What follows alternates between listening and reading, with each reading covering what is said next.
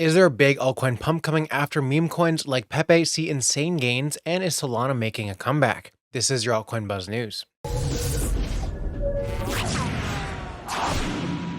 Hey, what's up everyone? My name is Cody Buffington. Make sure to like, subscribe, and turn on notifications so you know when we drop our latest content. Follow us on Twitter at altcoinbuzz.io, and as always, this is not financial advice, and we wish you the best of luck in your crypto ventures. Bitcoin abruptly reversed gains on April 19th as a cascade of long liquidations sent Bitcoin plummeting lower. The sudden move followed an equally strong rebound above the $30,000 mark yesterday, with bulls ultimately unable to preserve higher levels. As volatility returned, Bitcoin thus fell to its lowest level since April 10th as the upside saw its latest challenge. Hours prior, monitoring resource material indicators had flagged changing conditions on the Binance order book, arguing that the result could still swing both ways, with either bulls or bears profiting. Conditions were ugly for those long Bitcoin, with liquidations stacking up rapidly. Total crypto long liquidations for April 19th stood at around $175 million on platforms monitored by Glassnode. Solana saw two positive developments this week with the launch of the Saga Android-based smartphone powered by the Solana blockchain and the retail trading debut of Grayscale Solana Trust shares. The developments, along with the bullishness in the broader market, boosted the price of Solana by 29% from April 11th to a monthly high of $26. While the mobile launch positively boosts the Solana ecosystem, the Saga phone appears overpriced at $1,000 a piece. Nevertheless, the smartphone received positive reviews in user experience and quality. Crypto investor Amy Wu noted that there are a lot of opportunities for more Saga exclusive dApps, games, and rewards as the phone ships globally, which will also make it easier to justify the $1,000 price point.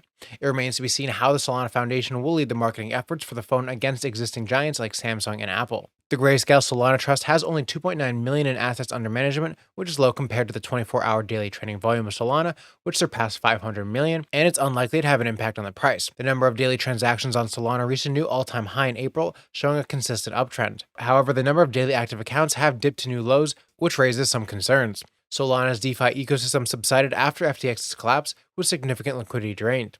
The total deposits on Solana DeFi applications are less than 300 million, with Solana knocked out of the top 10 DeFi blockchains by liquidity value according to DeFi Llama. Crypto connectivity project Helium kicked off its migration to the Solana blockchain midday on Tuesday, abandoning its own crypto infrastructure in favor of a new, more stable home. Developers supporting the network have initiated a 24-hour process that will kick the Helium blockchain offline and recreate its key metrics on Solana. Helium smart contracts will be unusable during the transition, but if all goes according to plan, the network will start back up again on Wednesday. The transition aims to make it faster and cheaper to operate on Helium, a project attempting to globally deploy decentralized wireless infrastructure that relies on cryptocurrency as an incentive mechanism. Until Tuesday, its token lived for nearly 4 years on the Helium blockchain, a custom layer 1 that lacked the broad appeal of Solana, Ethereum, and other smart contract platforms. Moving to Solana offers the product a wider audience and a more stable platform. Despite Solana's own history of occasional outages, it's far more reliable and stable than Helium's. It will also give Helium a deeper pool of developers to call upon, as more developers are familiar with Solana's blockchain coding language than Helium's.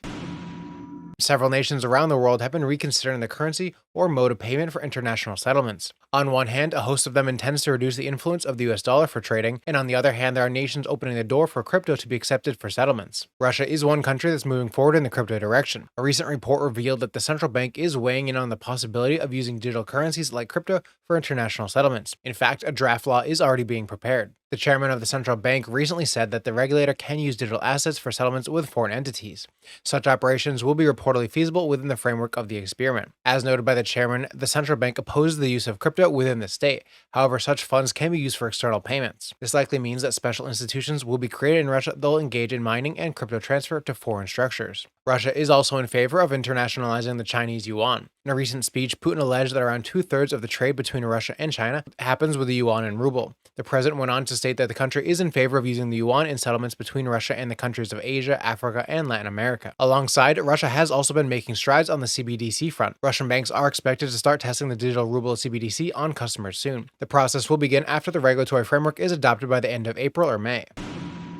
The most degen of crypto Twitter traders seem to be moving over Shiba Inu fashion tokens to those branded after the internet meme Pepe the Frog. A Pepe token launched on Sunday ran over 21,000% in the past 3 days, raking in over $30 million in trading volumes on Uniswap and reaching a market cap of as high as $109 million this morning. The Pepe website says the most memeable meme coin in existence. The dogs have had their day, it's time for Pepe to take reign. Data from Blockchain Explorer Etherscan shows that the Pepe token hit 10,000 individual holders on Tuesday, meaning that the token was quickly purchased by a swath of investors participating in the ongoing frenzy in hopes of turning a profit. The token has a circulating supply of 400 trillion tokens. As such, the tokens have no actual connection to the actual Pepe the Frog meme or Matt Fury, the meme's original creator. Pepe, a green frog with a humanoid body, originated in the 2005 comic A Boys Club.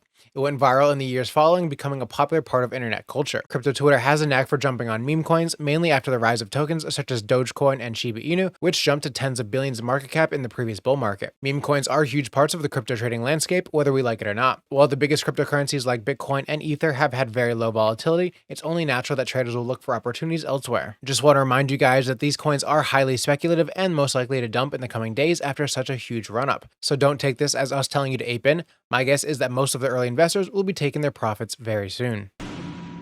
Zilliqa's price surged to the highest point since February 23rd on Wednesday as investors waited for the upcoming EVM launch. Zilliqa soared to a peak of 3.5 cents, which is about 68% above the year-to-date low. This makes it one of the top-performing cryptocurrencies in the industry. As Ethereum has grown to be the biggest blockchain for smart contracts globally, this is seen in the rising number of dApps in the ecosystem. For example, in decentralized finance, Ethereum has a total value locked of over $70 billion and a market dominance of almost 70%. To boost interoperability, many blockchains are launching their Ethereum virtual machine. The next key Zilliqa news will be the launch of its EVM implementation on mainnet that will happen on April 25th of this year. Integrating EVM will have numerous benefits for the Zilliqa ecosystem. For example, users will now be able to transfer their native Zills using popular wallets like MetaMask. Also, developers will be able to deploy Solidity smart contracts.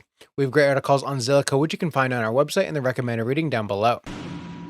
New data from crypto insights firm Messari shows the Cardano ecosystem's rapid expansion over the last year. In a new report, Messari says that Cardano's total value locked has gone up by 172% quarter over quarter. According to Messari, the recent launch of Cardano stablecoins were the main drivers behind the growth. The total value locked denominated in USD on Cardano grew 172% quarter over quarter from 50.8 million to 138.3 million. Messari says that MinSwap, an automated market maker on Cardano, remains the chain's leading decentralized exchange as far as TVL, but decreased in dominance over the first quarter due to the emergence of several DeFi protocols, including ADA-backed stablecoin JED. They said the shift in dominance from DEXs to emerging DeFi applications is due to JED, an over-collateralized ADA-backed stablecoin, ending Q1 with a TVL of $13.1 million and a dominance of 9.5%. Liquid, a borrowing and lending protocol, ending Q1 with a TVL of $8.4 million and a dominance of 6%. Indigo, an issuer of synthetic assets and stablecoins, ending Q1 with a TVL of $24.1 million and a dominance of 17.4%. Messari says that in Q1 of this year, Cardano saw significant progress in technological developments, such as advancements in scalability and virtual machine compatibility. Last week, Cardano developers Input Output Global announced the launch of Lace, a new Cardano native crypto wallet that supports hardware wallet integration and access to NFT marketplaces, decentralized apps, and DeFi services. Users can also stake ADA directly from the platform. That's it for your Altcoin Buzz News Update. I'm your host, Cody Buffington. Thanks for watching.